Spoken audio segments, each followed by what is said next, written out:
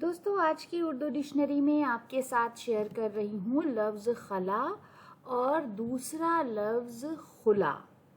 تو سب سے پہلے بات کریں گے لفظ خلا پر، جس کا مطلب ہوتا ہے فضا، جہاں ہوا بھی نہیں ہے، خالی جگہ، زمین سے اوپر کا وہ خطہ جہاں زمین کی کشش ثقل کا اثر نہیں ہوتا، وہ علاقہ جہاں فضائے ارضی ختم ہو جاتی ہے۔ اکثر آپ نے گانوں میں اور شاعری میں اس لفظ کو ضرور سنا ہوگا۔ ہندی میں ریگستان پرتھوی کا گروتو آکرشن کی پریدھی سے باہر کا آکاش میں استھان، وہ چھیتر جہاں پرتھوی کے واتاورن کی سیما سماپت ہو جاتی ہے۔ انترکش اور ایکاکی بھی اس کے لیے استعمال ہوتا ہے واتاورن۔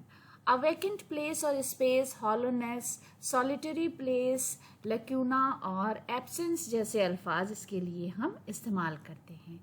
جملے میں اس طرح استعمال کریں گے، کبھی کبھی رشتوں کی خلا پر کرنے کے لیے زندگی بھی کم پڑ جاتی ہے، یعنی کبھی کبھی رشتوں میں اتنی کھٹاس، اتنی بدمزگی پیدا ہو جاتی ہے کہ وہ ایک خلا کی طرح ہو جاتی ہے اور اس کو بھرنے کے لیے انسان کی زندگی بھی کم پڑتی ہے۔ کاشف حسین غائر کا ایک شعر ہے، زندگی میں کسک ضروری تھی، یہ خلا پر تیری کمی سے ہوا۔ اس کے بعد دوسرا لفظ خلا، جس کی سپیلنگ یا ہجے ہیں خ لام عین، خلا۔ اور خلا کا مطلب ہوتا ہے کہ جو مذہب اسلام میں عورت کا شوہر سے علیحدگی حاصل کرنے کا حق ہے، وہ ہے خلا۔ اسلامی قانون میں یہ مہیلاؤں دوارا لیا جانے والا ایک طرح کا طلاق ہے۔ A legal and traditional procedure in Islamic law that allows a Muslim woman to initiate and obtain a divorce from her husband.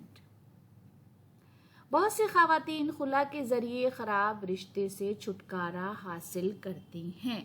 تو یہ ہے اس کا جملے میں استعمال۔ تو دوستو اردو ڈکشنری کا آج کا ویڈیو یہیں پر ختم کرتے ہیں۔ اگلے ویڈیو میں آپ سے پھر ملاقات ہوگی۔ ویڈیو دیکھنے کے لیے بہت بہت شکریہ۔